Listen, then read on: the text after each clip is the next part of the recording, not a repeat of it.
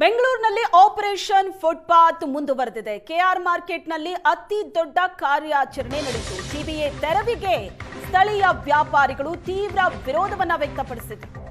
ಇಷ್ಟೆಲ್ಲ ವಿರೋಧ ವ್ಯಕ್ತವಾದರೂ ಕೂಡ ಜಗ್ಗದೆ ಅಧಿಕಾರಿಗಳು ತೆರವು ಕಾರ್ಯಾಚರಣೆಯನ್ನ ಮುಂದುವರೆಸಿದ್ದಾರೆ. 20ಕ್ಕೂ ಹೆಚ್ಚು ಅಂಗಡಿಗಳನ್ನ ತೆರವು ಮಾಡಲಾಯಿತು. ಮುನ್ನೆಚ್ಚರಿಕಾ ಕ್ರಮವಾಗಿ ಭಾರಿ ಪೊಲೀಸ್ ಬಂದೋಬಸ್ತ್ನಲ್ಲಿ ಕಾರ್ಯಾಚರಣೆ ನಡೆದಿದೆ. ಕೆಆರ್ ಮಾರ್ಕೆಟ್ನಲ್ಲಿ ನಡೆದಂತ ಅತಿ ದೊಡ್ಡ ಕಾರ್ಯಾಚರಣೆ. ಬೆಂಗಳೂರಿನಲ್ಲಿ ಕೆಆರ್ ಮಾರ್ಕೆಟ್ ಅಂದ್ರೆ ಪ್ರತಿನಿತ್ಯ ಸಾವಿರಾರು ಜನ ಸೇರುವಂತಹ ಜಾಗ, ಲಕ್ಷಾಂತರ ರೂಪಾಯಿ ವ್ಯಾಪಾರ ವಹಿವಾಟು ನಡೆಯುವಂತಹ ಸ್ಥಳ ಇದು. ದಿನ ಬೆಳಗಾದ್ರೆ ಜನರಿಂದ ಗಿಜುಗುಡುವಂತಹ, ವಾಹನಗಳಿಂದ ಗಿಜುಗುಡುವಂತಹ ಪ್ರದೇಶ ಇದು. ಇಲ್ಲಿ ಇವತ್ತು ಕಾರ್ಯಾಚರಣೆ ನಡೆಸಲಾಯಿತು. ವ್ಯಾಪಾರಿಗಳು ಕಣ್ಣೀರು ಹಾಕಿದ್ದಾರೆ. ಆಕ್ರೋಶ ಮಾತ್ರ ಅಲ್ಲ, ಕಣ್ಣೀರು ಸುರಿಸಿದ್ದಾರೆ ವ್ಯಾಪಾರಿಗಳು. ವರ್ಷಾನ್ಗಟ್ಲೆಯಿಂದ ನಾವು ನಡೆಸ್ಕೊಂಡು ಬಂದಿದ್ದ ವ್ಯಾಪಾರ, ನಮಗೊಂದು ಬೇರೆ ವ್ಯವಸ್ಥೆ ಸಹ ಮಾಡಿಲ್ಲ. ಏಕಾಏಕಿ ಬಂದು ಅಂಗಡಿಗಳನ್ನ ತೆರವು ಮಾಡಿದ್ದಾರೆ. ನಾವು ಎಲ್ಲಿಗೆ ಹೋಗ್ಬೇಕು, ನಮಗಾದ ನಷ್ಟವನ್ನ ಯಾರು ಭರಿಸ್ಕೊಡ್ತಾರೆ ಅಂತ ಕಣ್ಣೀರು ಹಾಕಿದ್ದಾರೆ ವ್ಯಾಪಾರಿಗಳು. ಇವತ್ತು ಬೆಂಗಳೂರಿನ ಕೆಆರ್ ಮಾರ್ಕೆಟ್ನಲ್ಲಿ ನಡೆದಂತ ಫುಟ್ಪಾತ್ ತೆರವು ಕಾರ್ಯಾಚರಣೆಯ ದೃಶ್ಯ ನೋಡ್ತಾ ಇದ್ರಿ. ಇದು ಸರ್ಕಾರ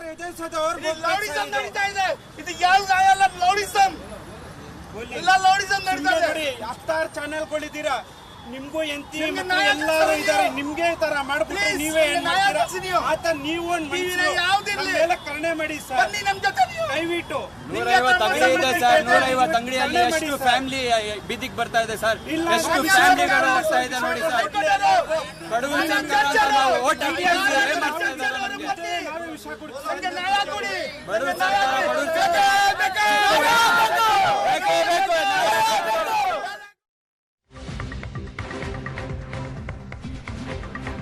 ಕೆಆರ್ ಮಾರ್ಕೆಟ್ನಲ್ಲಿ ತೆರವು ಕಾರ್ಯಾಚರಣೆಗೆ ವಿರೋಧ ವ್ಯಕ್ತವಾಯಿತು. ತೆರವು ನಡೀತಾ ಇದ್ದಂತಹ ಸ್ಥಳಕ್ಕೆ ಮುಸ್ಲಿಂ ಮುಖಂಡ ಅಬ್ದುಲ್ ರಜಾಕ್ ಬಂದರು.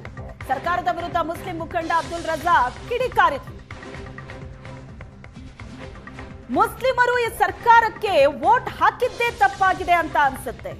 ಪರ್ಯಾಯ ಜಾಗವನ್ನು ತೋರಿಸಿಲ್ಲ, ತೆರವು ಮಾಡ್ತಿದ್ದಾರೆ. ನಾವು ಯಾರನ್ನು ಕೇಳಬೇಕು ಅಂತ ಅಬ್ದುಲ್ ರಜಾಕ್ ಆಕ್ರೋಶವನ್ನ ವ್ಯಕ್ತಪಡಿಸಿದರು. ಮುಸ್ಲಿಮರು ಈ ಸರ್ಕಾರಕ್ಕೆ ವೋಟ್ ಹಾಕಿದ್ದೇ ತಪ್ಪಾಯಿತು ಅಂತ ಅನ್ನಿಸ್ತಾ ಇದೆ ಈಗ. ಅಬ್ದುಲ್ ರಜಾಕ್ ಕೊಟ್ಟಂತ ಹೇಳಿಕೆ ಇದು.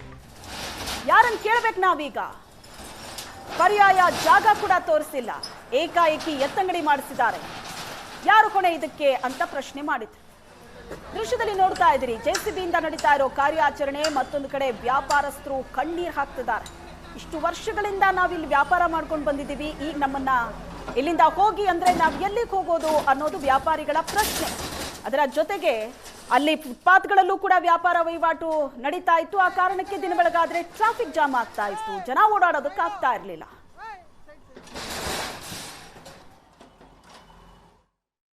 ಕೆಆರ್ ಮಾರ್ಕೆಟ್ ಕೆಳಭಾಗದಲ್ಲಿರುವಂತಹ ಫುಟ್ಪಾತ್ ಒತ್ತುವರಿ ತೆರವನ್ನು ಮಾಡುವಂತಹ ಕೆಲಸವನ್ನ ಇದೀಗ ಜಿಬಿಎ ಅಧಿಕಾರಿಗಳು ಮಾಡ್ತಾ ಇದ್ದಾರೆ. ನನಗೆ ನೋಡ್ತಾ ಇದ್ದೀವಿ, ಒಟ್ಟು 6 ಜೆಸಿಬಿಗಳ ಮುಖಾಂತರವಾಗಿ 150ಕ್ಕೂ ಅಧಿಕ ಅಂಗಡಿಗಳನ್ನ ಡೆಮಾಲಿಷನ್ ಮಾಡುವಂತಹ ಕೆಲಸ ಮಾಡ್ತಾ ಇದ್ದಾರೆ. ಈಗಾಗಲೇ ಕೇಂದ್ರ ಪಾಲಿಕೆಯ ಆಯುಕ್ತರಾಗಿರುವಂತಹ ಜಗದೀಶ್ ಅವರು ಕೂಡ ಈ ಸ್ಥಳಕ್ಕೆ ಬಂದಿರುವಂಥದ್ದು. ಅವರು ಕೂಡ ಈ ತೆರವು ಕಾರ್ಯಾಚರಣೆ ನಡೆಯುವಂತಹ ಪ್ರದೇಶಗಳನ್ನ ಪರಿಶೀಲನೆ ಮಾಡುವಂತಹ ಕೆಲಸ ಕೂಡ ಮಾಡ್ತಾ ಇದ್ದಾರೆ. ಸೊ ಟೋಟಲ್ ಎಷ್ಟು ಅಂಗಡಿಗಳನ್ನ ಇವತ್ತು ತೆರವು ಮಾಡಲಾಗ್ತಾ ಇದೆ ಸರ್? ಸುಮಾರು 150 ಅಂಗಡಿಗಳನ್ನು ತೆರವು ಮಾಡ್ತಾ ಇದ್ದೀವಿ. ಇಲ್ಲಿಗಲ್ಲಿ ಏನು ಯಾರು ಕಟ್ಟಿದ್ರು, ನಮ್ಮ ಫ್ಲೈಓವರ್ ಕೆಳಗೆ ಕಟ್ಟಿದ್ರು, ಮತ್ತು ಆಸ್ಪತ್ರೆ ಕಾಂಪೌಂಡಿಗೆ ಫುಟ್ಪಾತನ್ನು ಒತ್ತುವರಿ ಮಾಡಿ ಏನು ಕಟ್ಟಿದ್ದಾರೆ, ಅವು 150 ಅಂಗಡಿಗಳನ್ನ ಇವತ್ತು ತೆರವು ಸರ್. ಇವ್ರು ನೋಡಿದರೆ ತುಂಬ ಸಾಲಿಡ್ ಆಗಿ ಈ ಅಂಗಡಿಗಳನ್ನ ಕಟ್ಕೊಂಡು ಬಾಡಿಗೆ ರೂಪದಲ್ಲಿ ಹಣಗಳನ್ನ ಗಳಿಸುವಂತಹ ಒಂದು ಕೆಲಸ ಮಾಡ್ತಾ ಇದ್ರು ಅಂತ ಗೊತ್ತಾಗ್ತಾ ಇದೆ ಸರ್. ಅಂಥವ್ರ ವಿರುದ್ಧ ಕ್ರಮ ಕೈಗೊಳ್ತೀರಾ ಸರ್? ಖಂಡಿತ. ಇಲ್ಲಿ ಬಡವ್ರ ಹೆಸರಲ್ಲಿ ಮಾಫಿಯಾ ವರ್ಕ್ ಮಾಡ್ತಾ ಇದೆ. ಎಲ್ಲ ಈ ಥರ ಶೆಡ್ಗಳನ್ನು ಕಟ್ಟೋದು, ಬಾಡಿಗೆ ಕೊಡೋದು, ಈ ಕೆಲಸಗಳನ್ನ ಮಾಡ್ತಾ ಇದ್ದಾರೆ. ಹಾಗಾಗಿ ಇಂಥವ್ರಿಗೆ ಅವಕಾಶವನ್ನು ಕೊಡೋದಿಲ್ಲ. ಈಗ ನಮ್ಮ ವ್ಯಾಪ್ತಿಯಲ್ಲಿ 250 ಕಿಲೋಮೀಟ್ರ್ ನಾವು ತೆರವು ಮಾಡಬೇಕಿತ್ತು, 200 ಕಿಲೋಮೀಟರ್ ಮಾಡಿದ್ದೀವಿ. ಇನ್ನು 50 ಕಿಲೋಮೀಟರ್ ಬಾಕಿ ಇದೆ. ಇವೆಲ್ಲವನ್ನು ಮಾಡ್ತೀವಿ. Thank you so much. ಇದಿಷ್ಟು ಜಗದೀಶ್ವರ ಖಡಕ್ ಎಚ್ಚರಿಕೆ. ಅಂತಂದ್ರೆ ಈಗಾಗಲೇ ಮಾಫಿಯಾ ಇದರಲ್ಲಿ ಒಂದು ಕೆಲಸ ಮಾಡ್ತಾ ಇದೆ. ಆ ಮಾಫಿಯಾನ ಕಡಿವಾಣ ಹಾಕುವಂಥ ಕೆಲಸವನ್ನ ನಾವು ಮಾಡ್ತೀವಿ ಅಂತ ಹೇಳ್ಬಿಟ್ಟು ಸ್ವತಃ ಅವರೇ ಈಗ ಫೀಲ್ಡಿಗೆ ಇಳಿದ್ಬಿಟ್ಟು ಈ ಎಲ್ಲ ಪರಿಶೀಲನೆ ಮಾಡುವಂತಹ ಕೆಲಸ ಕೂಡ ಮಾಡ್ತಾ ಇದ್ದಾರೆ.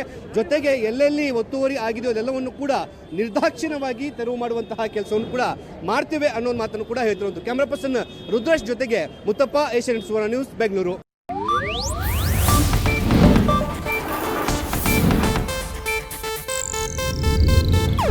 ಇದು ಏಷ್ಯಾನೆಟ್ ನ್ಯೂಸ್ ನೆಟ್ವರ್ಕ್ ಪ್ರಸ್ತುತಿ.